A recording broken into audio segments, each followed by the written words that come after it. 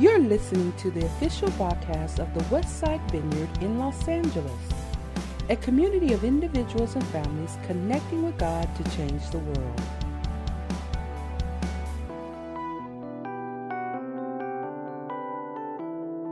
Well, Sandra mentioned that we have kind of extended a unique call as we gather today, because it was 15 years ago today on this very date, this very morning, 15 years ago exactly, though it didn't fall on a Sunday, that so many of us awoke and found ourselves engaged with something that was horrific. And I'd say that if you're over 20 years old, if you're younger than 20, that might have been barely a memory, or it might be mostly images that have been brought to engage you in. But if you're over 20, you have probably a sense of memory as to where you were. How many of you kind of remember where you were that morning? And you probably recall something of that moment where you kind of get up and somebody might have said, hey, turn on the TV, or somebody starts passing that, and we found ourselves wherever we were, at home, alone, perhaps at a workspace, and everybody's engaged. And we're engaged in watching something unfold that was so horrific in terms of the loss of lives, that ultimately would be the loss of 2,996 lives lost in just that short time. Over 6,000 people who were injured as well in that. And that just, to take that in was profound. My family and I, first time we've had a chance to ever go visit New York. And we took our kids and went and visited the East Coast in New York last year. And there, a big part of going to New York was to go, and we spent time at the 9/11 memorials where the tower stood and reflected. And also they have now developed a new museum that is underground beneath where the tower stood. And that was powerful. And it re-engaged me with that sense of horror, as I think it does all, that you kind of go back and you're just struck again by it.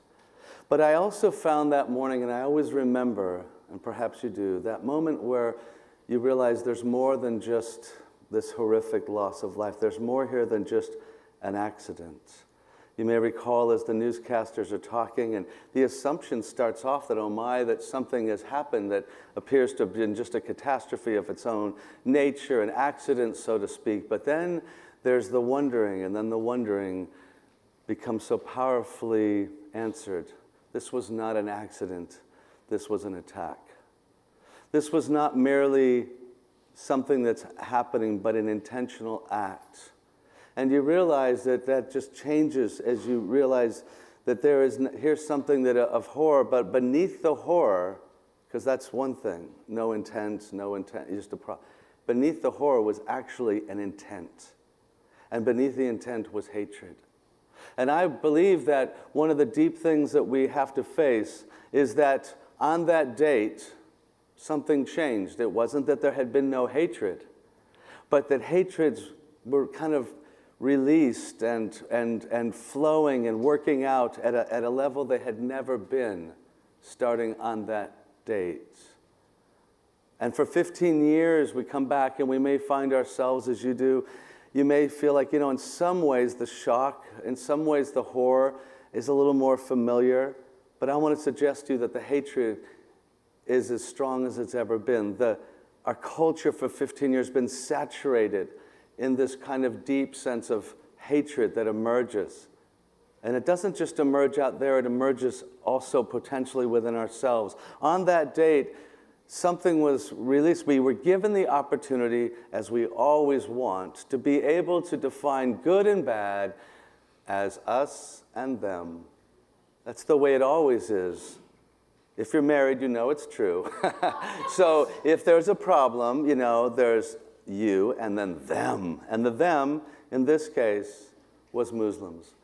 The them got very simple. We are good. We're part of the good and the peaceful and the righteous, and I could go on, whether suddenly everybody identifies as Christian, or at least the Christian West or whatever, against this evil, and they are all bad. And it simplifies things. It can kind of fuel this sense of superiority, and it fuels a sense that we need to counterattack this whole group of people. And I don't know how I work it out. I guess maybe they shouldn't all be lumped together, but I kind of want to because I need to have an enemy, and I need to do something with my own defensiveness. I feel this attack.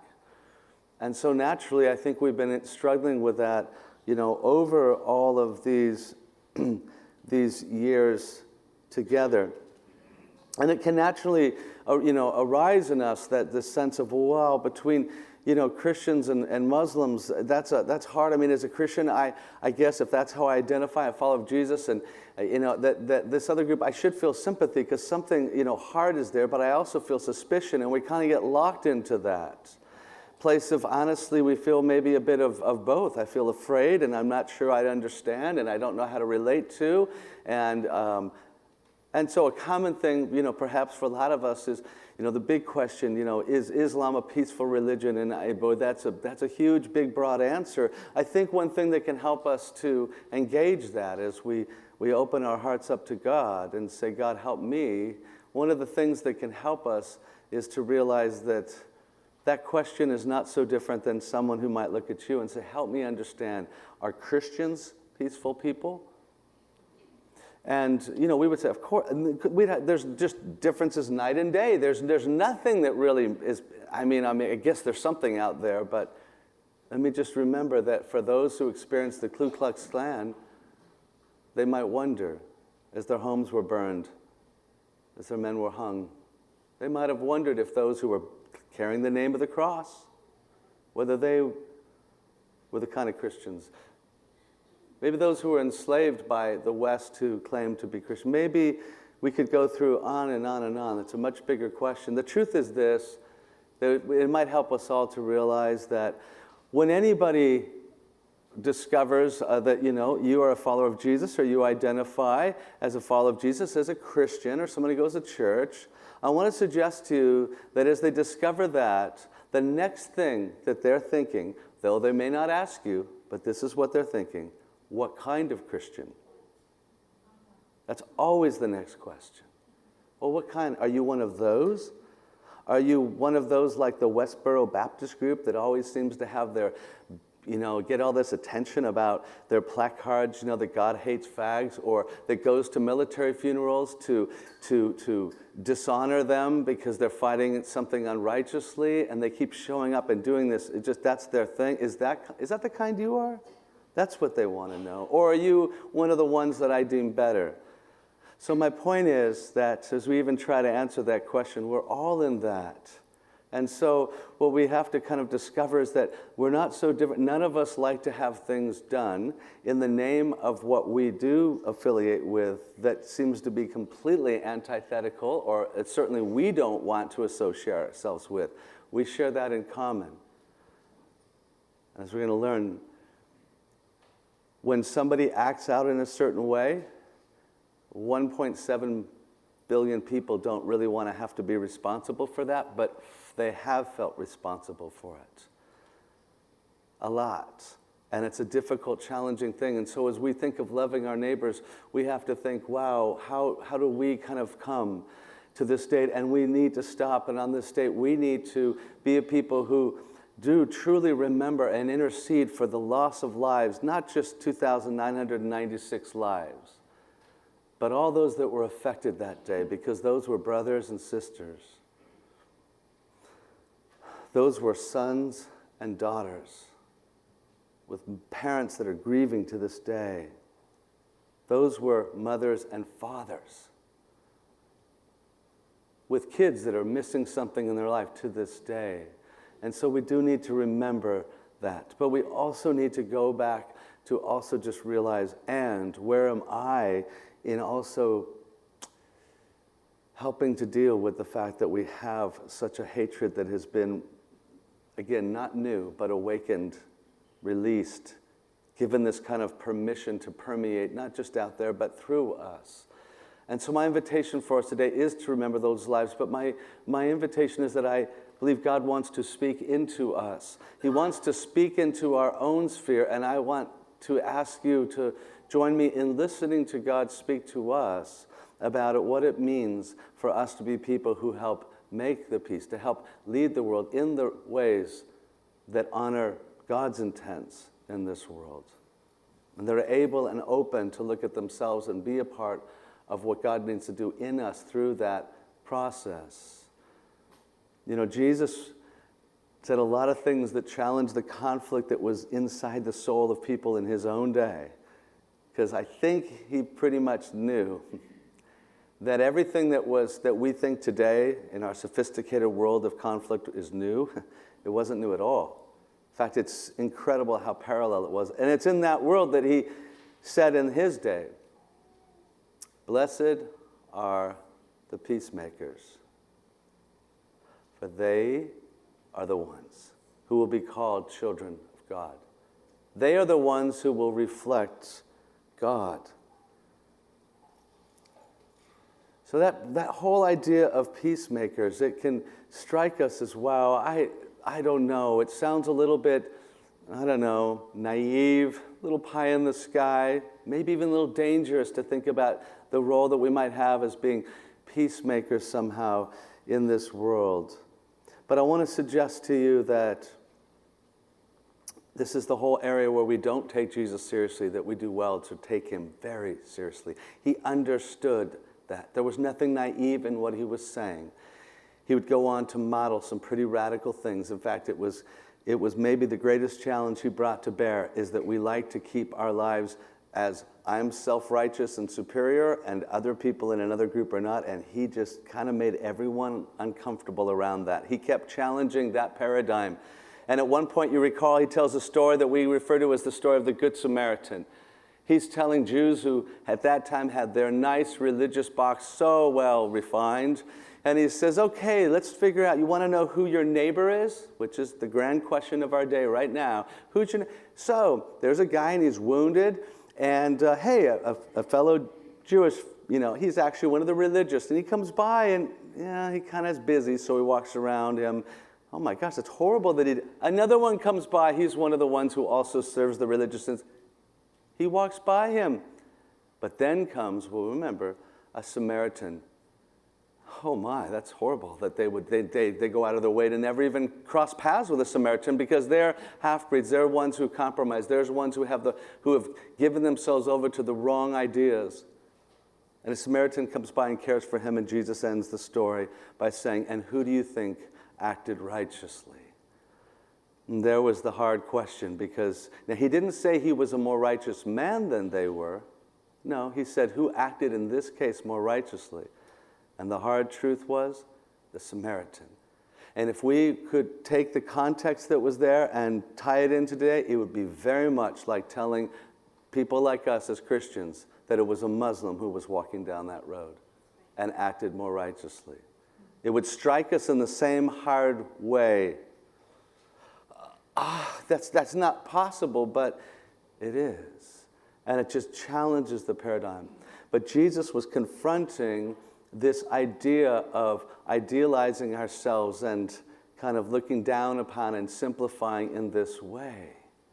And the truth is, he understood that heaven is seeking those who will be those who make peace by breaking down that kind of differentiation. Not about truth, but about humanity and understanding where differences lie in humanity. In fact, in James we read, but it says, but the wisdom that comes from heaven is first of all pure, then peace-loving. The work and wisdom of heaven is peace-loving, considerate, submissive, full of mercy and good fruit, impartial and sincere. Peacemakers who sow in peace will raise a harvest of righteousness.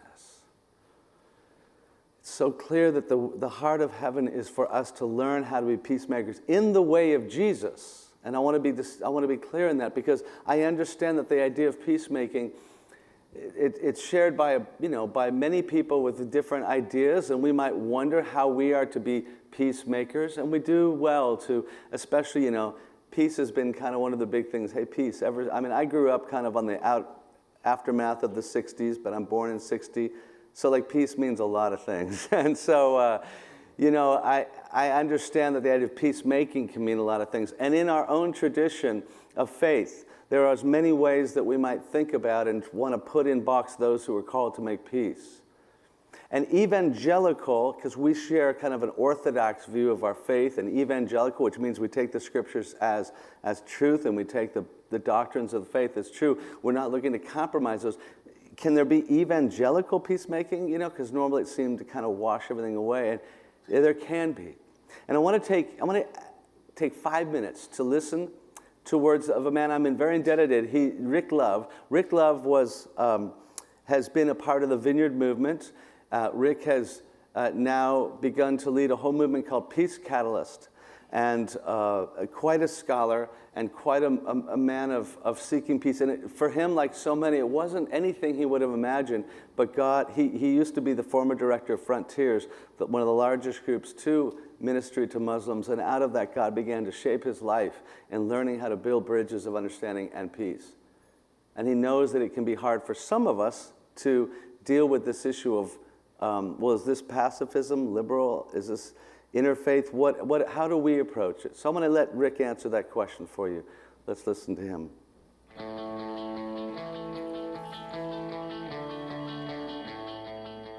Peace Catalyst International is an evangelical peacemaking organization. Now, for some people, that is an oxymoron. How can you be evangelical and be a peacemaker? And so people try to put us in different boxes. What box are you in? They just don't have a place in their thinking for evangelical peacemakers. So what box are we in? Some like to put us in the interfaith box. Here's our experience with interfaith gatherings. I remember one time I was sitting at a table. We had a number of evangelicals and a liberal pastor. The Muslims were all there, and this liberal pastor was speaking, and he said, I just think right now Moses, Jesus, and Muhammad are in heaven, and they're saying they finally get it. We all looked around at each other and said, we don't quite believe that, but that's why we're here. In another case, at an interfaith dialogue, I was in Washington, D.C. There were Christians, Muslims, and Jews, and one of the rabbis during the panel discussion said, any religion that is exclusive, believes it's the only way, is bad religion.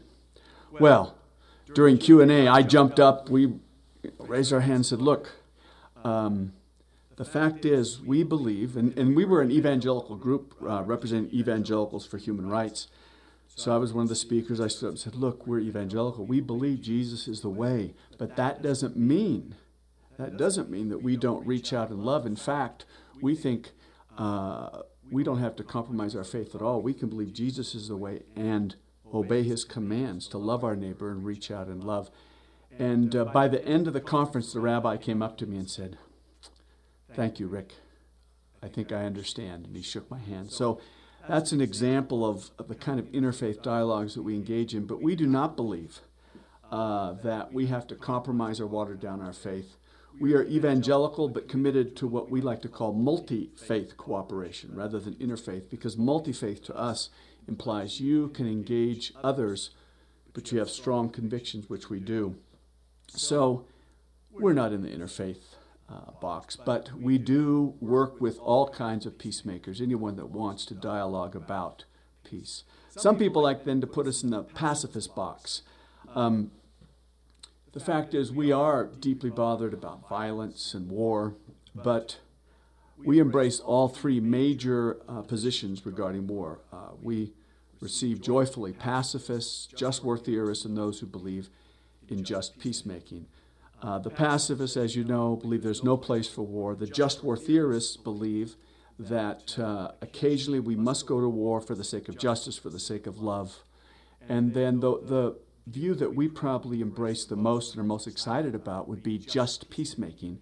It emerged basically from the late Glenn Stassen at Fuller Theological Seminary and a group of other scholars. And it says, just peacemaking says that there are at least 10 concrete, practical things we can do to prevent war, to proactively work for peace, whether you're a pacifist or just war theorist. So we especially love to emphasize just peacemaking. Now, others say, well, this peacemaking stuff, you must be in the liberal box. Well, certainly, we're committed to good deeds just like liberal pastors, liberal churches. But the primary expression of our good deed is peacemaking. And in fact, we go beyond what liberals believe and teach about loving their neighbor or good deeds. We're committed to peace in all its fullness. In fact, we do not believe that the gospel is just about me and my personal salvation. Ephesians 1 and Colossians 1 indicates the gospel is comprehensive. God is on a mission through Jesus to restore harmony to all creation. So we like to talk about multi-dimensional reconciliation. So we're way beyond the liberal box. So then people say, oh, okay, so you're evangelical. Well, yes, we are Bible-believing, Jesus-centered peacemakers, but we're also committed to biblical holism. In other words, we believe both the Great Commandments and the Great Commission must be obeyed. We believe in personal reconciliation and social transformation. We believe the good deeds and good news go together. Jesus taught and modeled both exclusive truth claims and inclusive love aims. Now, most evangelicals focus on the exclusive truth claims. I am the way, the truth, and the life. Jesus said, follow me, believe in me, and you'll have eternal life. This is a huge part of the ministry of Jesus. But Jesus also modeled and taught inclusive love aims. He hung out with the marginalized. He was called the friend of sinners. And he did command us to both love our neighbor and our enemy. So we believe in biblical holism that we must affirm both exclusive truth claims and model and live out inclusive love aims. As Rich Nathan and Sue Kim say in their book, Both And, Living the Christ-Centered Life in an Either-Or World, we believe that we are called to be both and thinkers and doers. So what box are we in?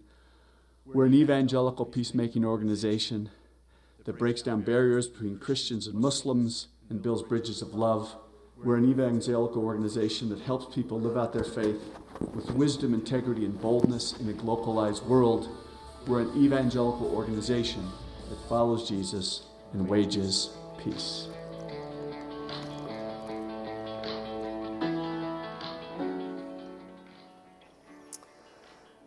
Thanks for listening that out. I know that for some people it doesn't, you're not thinking boxes, but for some people it's helpful to feel some clarity between some of those. And I want to encourage you to consider as you think about where you find yourself and what would a journey forward and clarity of thinking be when you think of Christian-Muslim relationships that Rick helped create for the Vineyard. These booklets, and they're short, easy to read. You could read it in the afternoon, you could read it in an hour or less. And we have them available. We got the last ones in print available out there. So I want to encourage you to consider picking one of these up if that's something that you would like to continue to explore and get clarity about. What I want to do is invite us towards, well, then in what way might God be inviting us and calling us to be those who seek peace, especially to seek peace 15 years after the events of 9/11, as we meet at that moment right now, today. And the first thing that I think we see as God's principles, the first thing we see him press us towards is that we are to live at peace with everyone. That is the big picture. God seeking that as the ends, that there is a desire for us to learn to live at peace, that it reflects God's nature and ours. It doesn't mean that we can, but that we are seeking to live at peace. Romans 12:18 says, if it is possible, as far as it depends on you, Paul says, live at peace with everyone. And notice there it says, with everyone. And a lot of us would say, I'm good for this, except the everyone part. How seriously do I have to take that? Because I'm pretty good with peace as long as I can, let's just be real. I kind of like to be at peace with people that I generally get along with, have some mild conflicts with. But there are people I'd really like freedom to leave out of that. And it doesn't say that. It says with everyone. That somehow there's something in me God wants to do to learn how to be at peace with everyone. There's where the challenge really comes. And then it says, as far as it depends on who? You. Oh, I'd like it to depend on them. It's just not our nature. I'm cool for peace if, and we want to focus on what other people need to do to bring peace, but this says we need to take responsibility for our part in that process, as far as it depends on us. But it does begin by saying, if possible, because the truth is, the scriptures understand an obvious truth. I don't control other people. I can't control what other people do. I can only take responsibility for my part. So peacemaking does not always mean peace achieving. But we're called to be peacemakers, those who, as far as it depends on us, are going to seek to live to be at peace with everyone. So that's God's big picture. And secondly, we start with the heart. We start looking within our own hearts. The typical thing is we see conflict. And I love the news, and I try to follow and kind of look and reflect upon so much that's happening in our world. And I value it, and I value all those who are involved in it. But one thing I do find is they rarely invite me to look within. They much more want me to kind of find ways to look out. But this is about stopping and realizing the thing that matters most, and the starting place, is with ourselves. It just takes that kind of humility. Jesus in the Sermon on the Mount, when he continued to radically challenge us in these ways, you may remember where he says these words. He says, "Why do you look at the speck of sawdust in your brother's eye and pay no attention to the plank in your own eye?" Doesn't get much more humorous, but I want to laugh and go, gosh, darn it. While I'm still chuckling at the humor that he brings to bear on it, I'm struggling with the fact that it is so true. The irony is also so often a reflection of our nature, that we're really wanting to point out something in someone else when we're really ignoring something even larger or should be more obvious about ourselves, but we don't see the obviousness. How can you say to your brother, "Let me take the speck out of your eye," when all the time there's a plank in your own eye? You hypocrite, you actor, the one who's not really being genuine. First, take the plank out of your own eye, and then you will see clearly to remove the speck from your brother's eye. Wow. There's such a challenge there, and it really just speaks into something that we all need as we want to seek peace, whether it's peace in friendships or marriages or among people that have different religious beliefs, and across all sorts of things. And that is that we tend to kind of accentuate the problems out there and look less here. We tend to, and you know how this works out if you're married, you've been through this some, when you have conflict, and it happens in workplaces, you tend to have a courtroom going on in your mind. You know what I mean? Come on, don't look at me like, what are you thinking? I've never done that. No, you're working out your whole presentation of just how bad they are and how really good you are. And you're working up all the testimony. You are the judge and the jury, and you're working it out.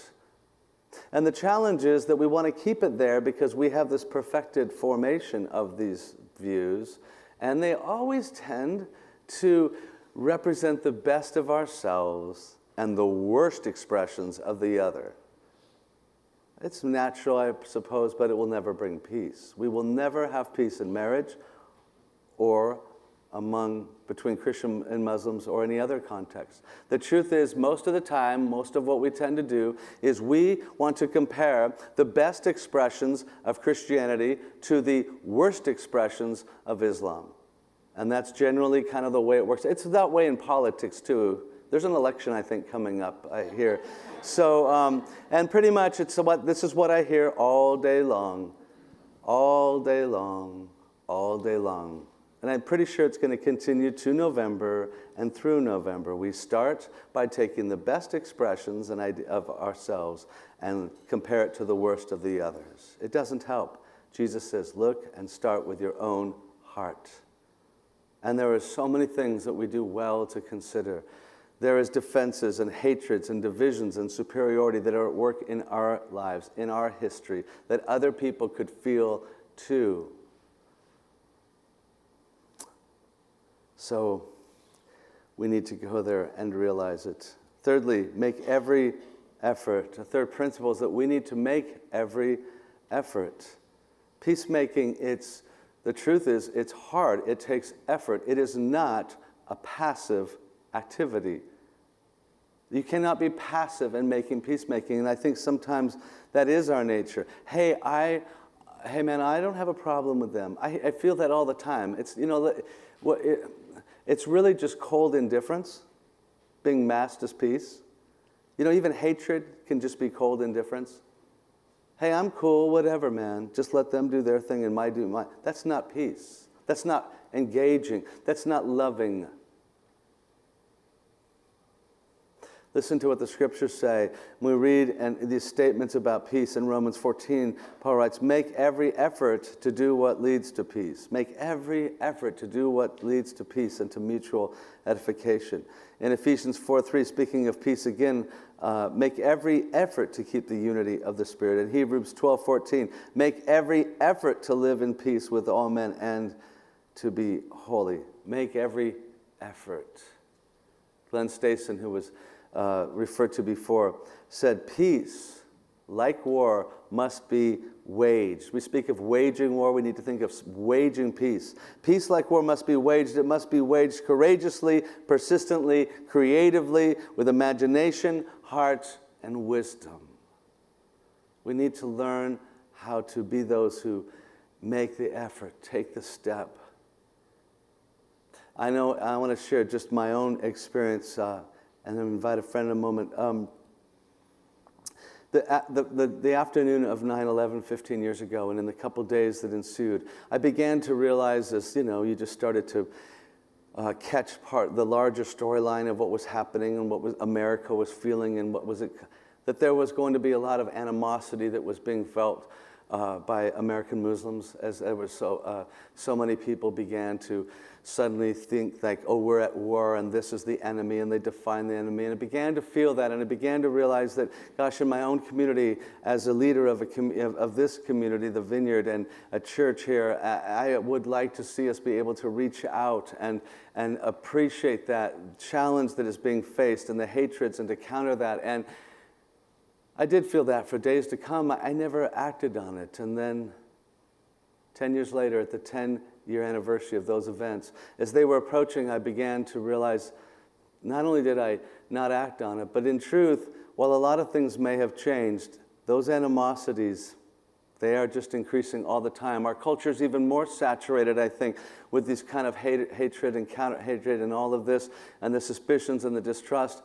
And I just felt so convicted that I had not acted on that. So one night I thought, I so deeply wanted to come back, and I felt, needed to confess that. And I just wrote to a few leaders in the Islamic community and just said, I feel for what happened, and I'm sorry that I've allowed that to happen to you in silence, and what you must face and feel, imagining that on that day they shared not only the horror, but they shared the hatred that would now be put upon them. A lot more for them than any of us felt, because they had both. And so reached out and that led to a couple great opportunities to meet and engage. And one of those was with a man named Usman Madya. And Usman was, like any meeting, I felt there was a bit of intimidation. I'm meeting with someone I don't really fully understand. I don't know what they might think of me. I don't know if I seem like a threat or if we're coming with kind of conflict underneath the surface. And so it was intimidating. There's a lot I don't know, a lot they don't know. We might both be saying, what kind of Christian, what kind of Muslim, all those things. And we sat down for coffee, which always pretty much takes care of half of it for me, just that there's coffee there. But so we sat down for coffee, and within, I would say, probably all of 60 seconds, it became just one of the warmest times I enjoyed. It was just remarkable. I left different from that meeting alone.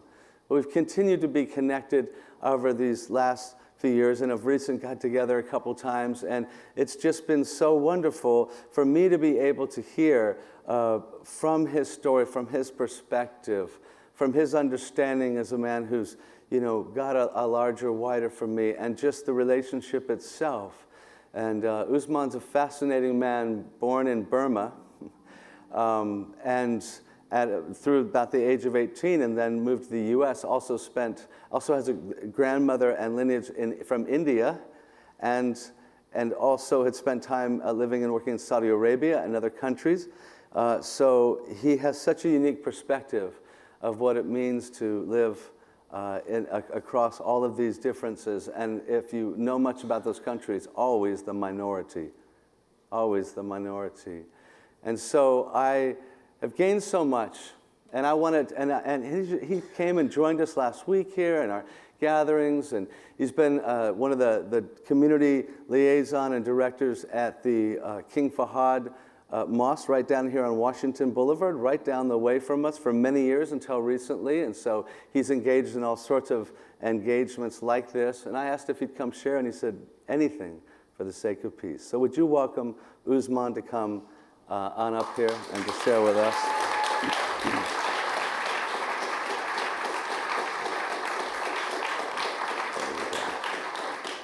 I asked Usman if there was, if he could touch upon a couple things, and I know we don't have a lot of time. I do want to say, though, I'm going to say it right now, we're going to go into a room, and this time right off of the patio in the gallery. And after this gathering, we would love to have you come join us so we can ask more questions. So this is the beginning, I hope, of some conversation of understanding. But I asked if he could touch upon, one is, what did he and fellow Muslims experience on and after 9/11? To help us understand what they might, from their understanding experience. And secondly, and it's kind of mixed with it, what would he like to help, to share with us that might help us to live respectfully and peacefully with Muslims? So that's like a week of time, but I'm going to ask him to do it in the brevity we have. Thank you, Brett, for, can you hear me? I might have just, it's on, just hold it up. Or I'll turn mine up. keep it close. There you go. Now you can hear me. When Pastor Bailey introduced me, you must have conjured up an image of God knows what. But here I am from Burma. Don't look like I'm from Burma. With an Indian ancestry, don't look like that either. And a Muslim, you may have a different imagery of that. But here I am, Irish leprechaun standing in front of you. My name is Usman Madha. I was going to do the Bondish type, Bond, James Bond. Madha, Usman Madha. I'm not going to take too much time as I did this morning.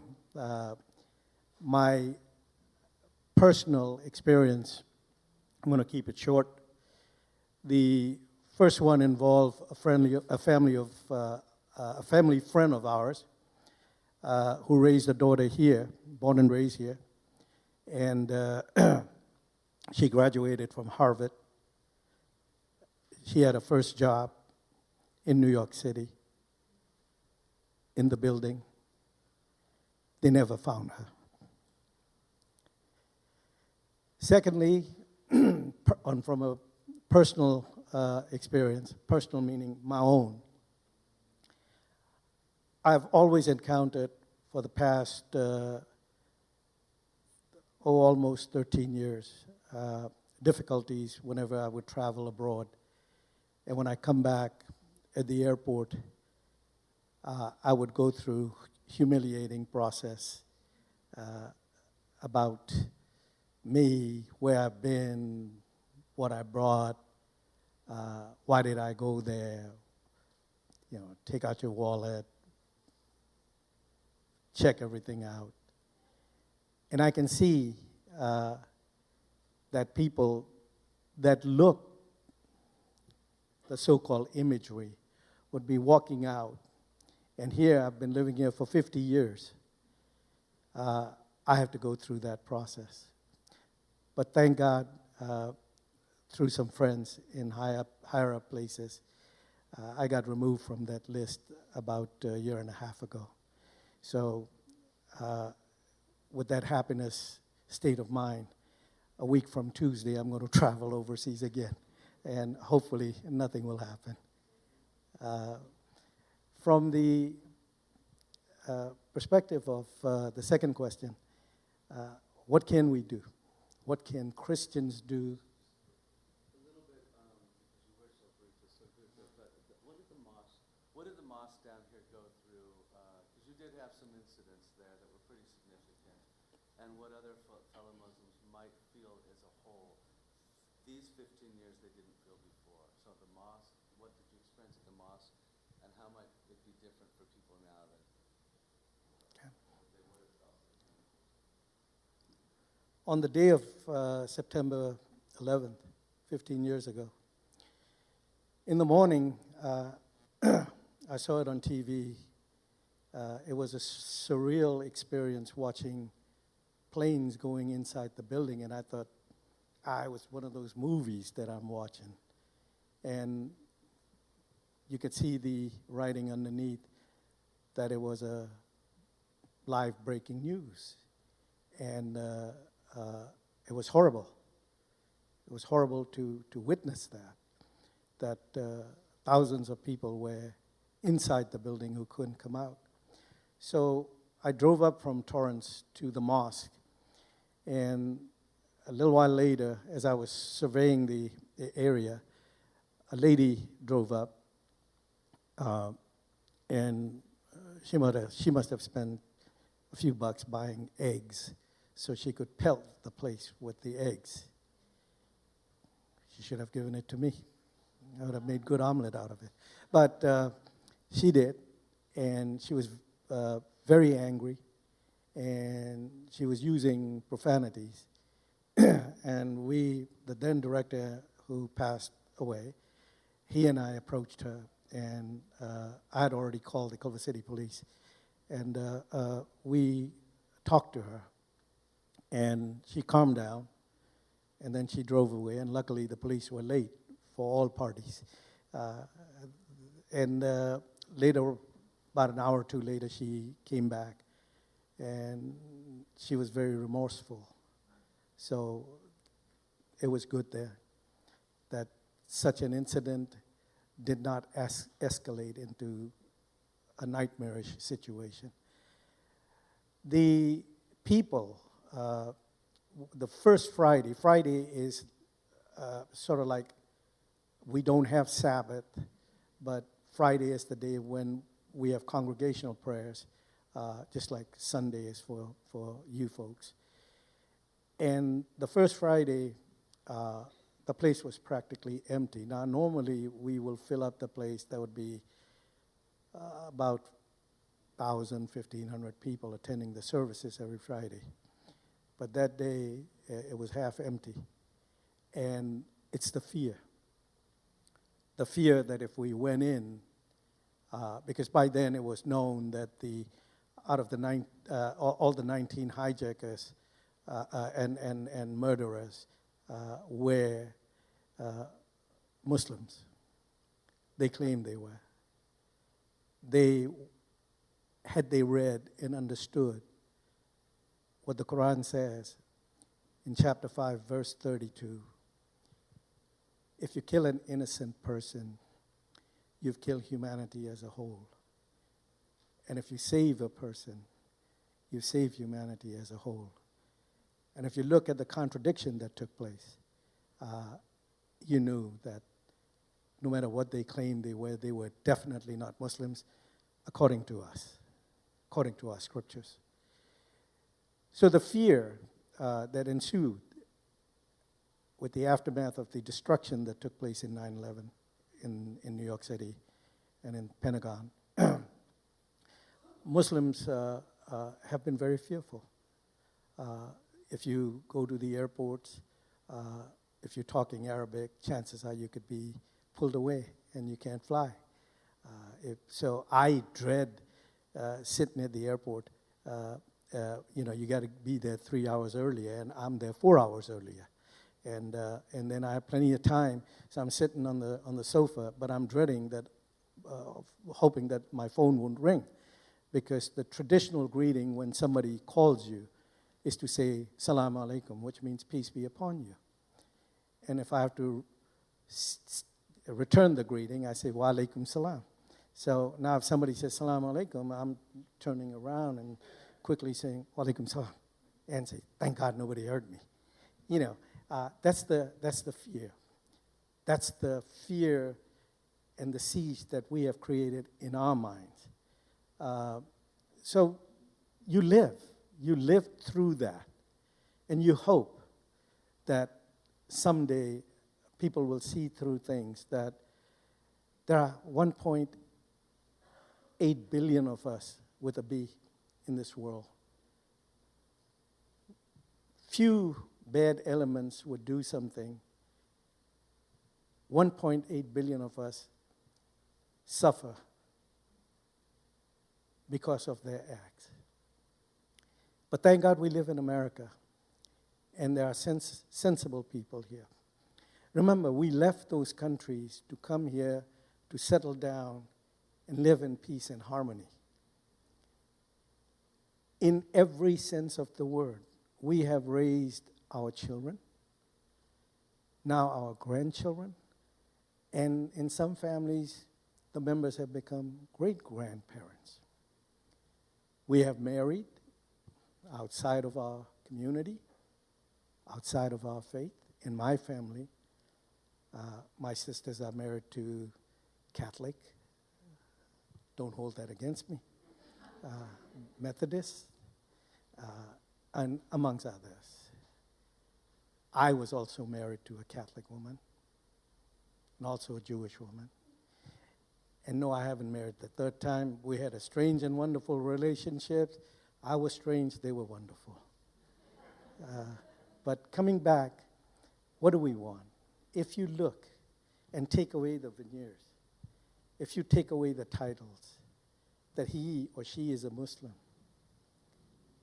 look at us as human beings, just like you. We want the same thing that you want for your children: safety, security, education. Those are also our concerns. We live amongst you, have been living amongst you. We are not strangers. My nephew is a television director, makes good money here. I have relatives who are district attorneys. The head of the forensic psychiatry for LA County is my cousin's husband. One of my brother-in-law retired as a deputy sheriff out of Orange County. We have doctors, pharmacists. But within the Muslim community, we serve as cab drivers, attorneys, doctors, scientists, businessmen, businesswomen, professors, teachers. Look at us from that perspective. Let's reach out to each other. Don't be afraid. The one that wears a hijab is equally afraid of you as you are afraid of her. No, that shouldn't be the case. Go shake hands, because they're afraid of you. They are here as minorities. You are here as majorities. I can pass, but not a lot of my relatives can. But I've lived for 50 years here, longer than I've lived where I was born and raised. This is my home. Home is not where you were born and raised. Home is where you're going to die. Hopefully someday they'll bury me here under the right circumstances, I hope. So for allowing me to come here and stand in front of you and share my experience, I want to thank each and every one of you, but above all, my good friend, Pastor Brad Bailey. Thank you very much.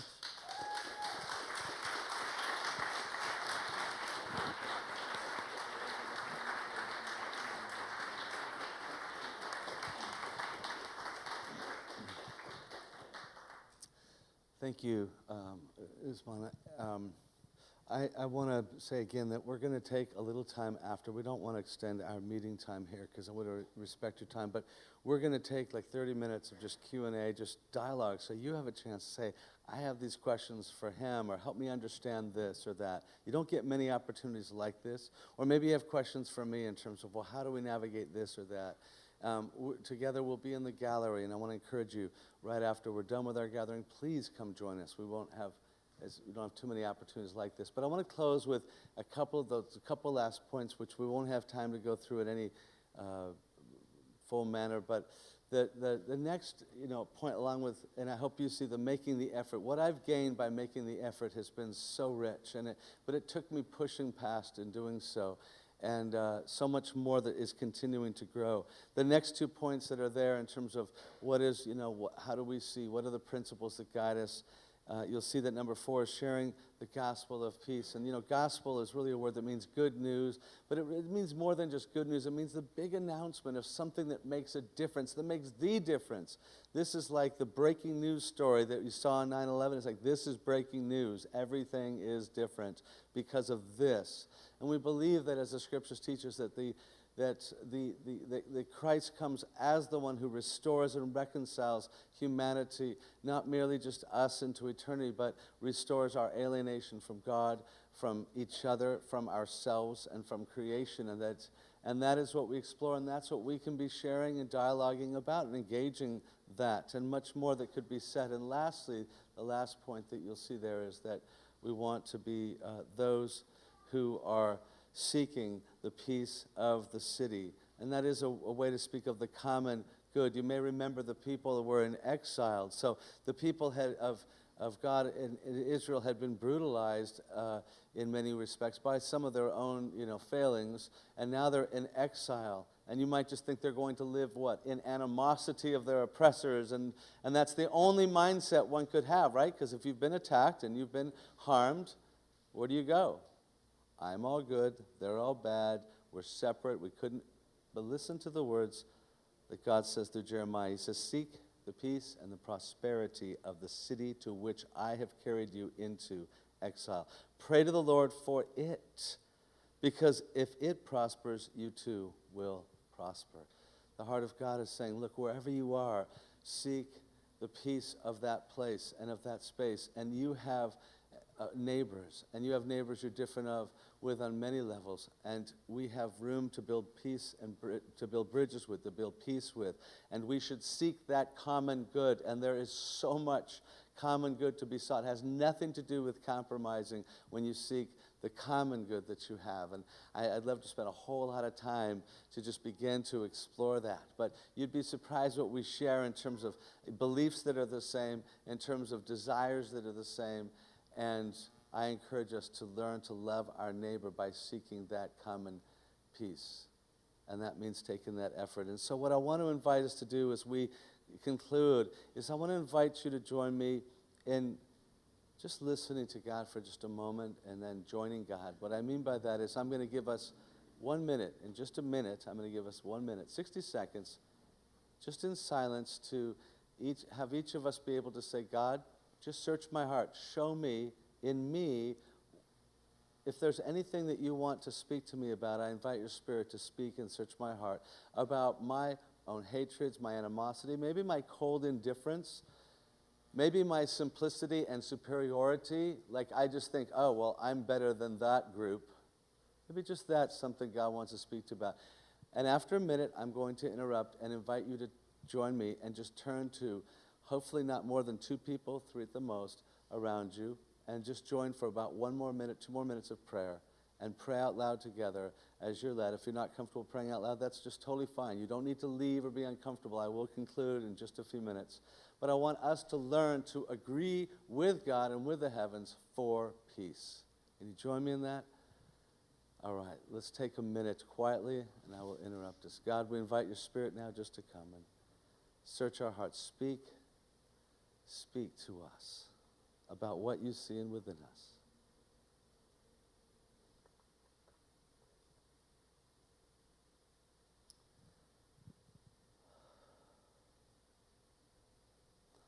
I just invite you to turn to a couple people around you and just pray together. Pray for Muslims. Pray for what they're experiencing. Pray for peace. And then I'll close this. In about 3 minutes, I'll close this. So you don't need to slip away or run off. I will close this. But would you turn and just pray with a couple others? You don't even need to introduce yourselves at any length. You can just turn quickly and begin to pray. I'm going to interrupt in order to help close our time. Father, we thank you that you are a God who does seek peace more than we, and you understand our hearts better than we. So we ask, would you lead us in the ways of peace? Lead us in the ways of peace, we pray, for your glory and your honor. Amen. Thank you for listening to the official broadcast of the Westside Vineyard in Los Angeles. Tune in for next week's message.